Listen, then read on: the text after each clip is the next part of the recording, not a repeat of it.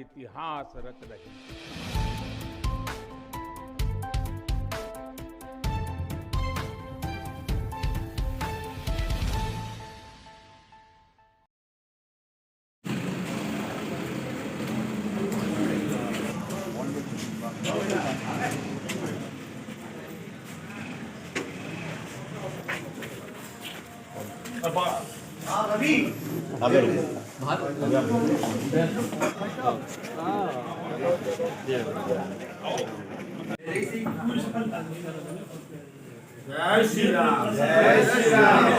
ये चूँकि देश के प्रधानमंत्री माननीय नरेंद्र मोदी जी की नीतियाँ इतनी शानदार हैं कि जिससे प्रभावित होकर हमने बीजेपी ज्वाइन किया है।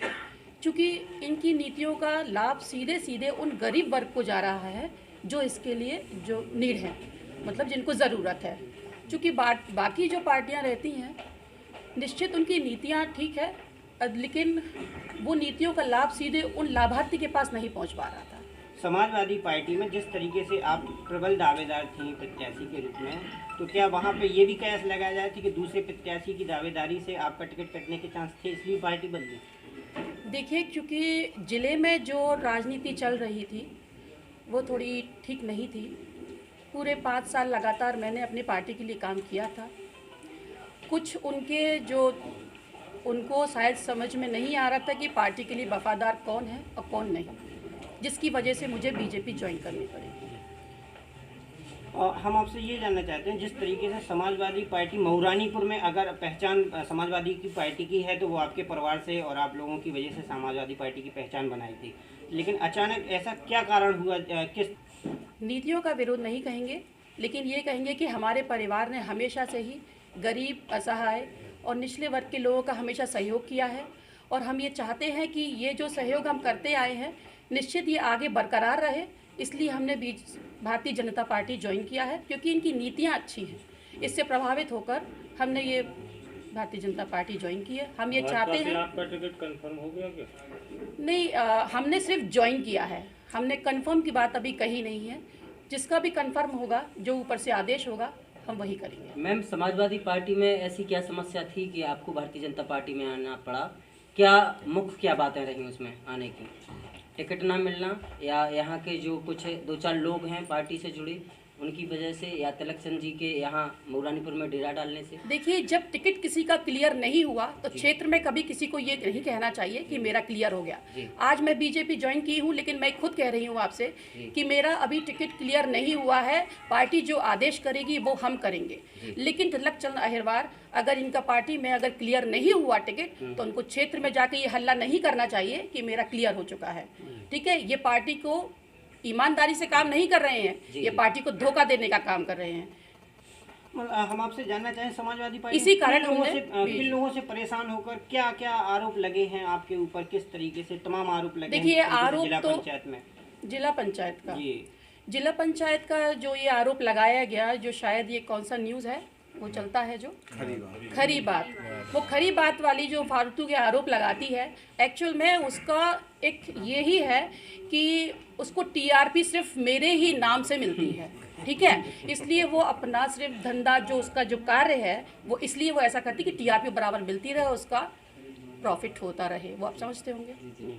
तो आगे क्या रणनीति है और किस तरीके से जनता के बीच क्या लगता है आपको? अगर भारतीय जनता पार्टी आपको टिकट का दावेदार बनाती है तो किस तरीके से आप जनता के बीच जाएंगे? जी हाँ, अगर पार्टी हमें दावेदार बनाती है तो निश्चित हम पूरी ताकत से, पूरे लगन से, हमारा परिवार जिस तरह से सहयोग करता आया है गरीब जनता को और सहयोग किया है अपने क्षेत्र के लोगों को, सेम उसी तरीके से हम काम करेंगे। हमेशा मतलब बीजेपी के लिए बहुत पूरी ताकत लगा देंगे कि महाविजय हो हमारे बीजेपी साथ साथ में। आपके परिवार के और कितने लोगों ने भारतीय जनता पार्टी की सदस्यता ली है? देखिए, आपको तो मालूम है कि अभी मैंने ले ली है, और जिसको लेना होगा वो आपको आगे भी पता पड़ ही जाएगा। बाकी हमारा पूरा परिवार हमारे साथ में है। हाँ जी, जैसा कि एक गुट चाहता था झांसी का समाजवादी पार्टी का तो कि आपको टिकट मिले, और एक गुट चाहता था कि टिकट ना हो, तो ये क्या सच है? Actual please repeat again. जैसे 2 गुट हैं, 2 गुट थे, एक दीपक गुट है, एक और गुट कहना नहीं चाहेंगे, तो उनका मंसूबा था कि आपको टिकट। मतलब क्या था वो उनको सही बात सुनना और समझना चाहिए। आगे दी कि दीपक जी ने पुरजोर कोशिश की है कि आपको टिकट मिले, और बाकी एक गुट जो और है जैसे जिलाध्यक्ष जी हैं और तमाम जो लोग इन्हीं चीज़ों से परेशान होकर मुझे भारतीय जनता पार्टी ज्वाइन करनी पड़ी है। जी। यदि भाजपा किसी अन्य किसी को प्रत्याशी बनाती है तो आपका रुख क्या होगा? ये आप अभी क्वेश्चन मत करें, क्योंकि पहले क्लियर हो जाए दीजिए, आपको खुद क्लियर हो जाएगा। ठीक है, सापा में गुटबाजी है क्या? समाजवादी पार्टी नहीं, अब तो बोल सकते हैं ना, खुल के बोल सकते हैं आप। देखिए गुटबाजी तो इसका क्वेश्चन अभी आप मत करें, वो बेहतर होगा। नहीं, अब तो खुल के भाजपा में आ गई हैं, अब तो सपा के बारे में बोल सकते हैं गुटबाजी थी कि नहीं थी, बाद में हम सब बोलेंगे। इसी हिसाब से तो मिला है। 2006 में आप रामरती थी और बिलाट कुलमुख बनी, अब आप रश्मि हार हो गई हैं, एमएलए हैं, या क्या चक्कर है आपका? ये क्या कहा आपने, रामरती और रश्मि आर्या? मैं रामरती भी थी और रश्मि आर्या भी हूँ। ठीक है, किसी भी व्यक्ति के दो नाम हो किसी और सकते को हैं। टिकट मिलता है तो क्या आप उनका समर्थन करेंगे या फिर निर्दलीय चुनाव? समर्थन करेंगे। आपके परिवार में चेयरमैन भी है सपा से, तो क्या आपके साथ में किसी और आपके यहाँ से कहीं से किसी सदस्यता ली है क्या भाजपा में चेयरमैन?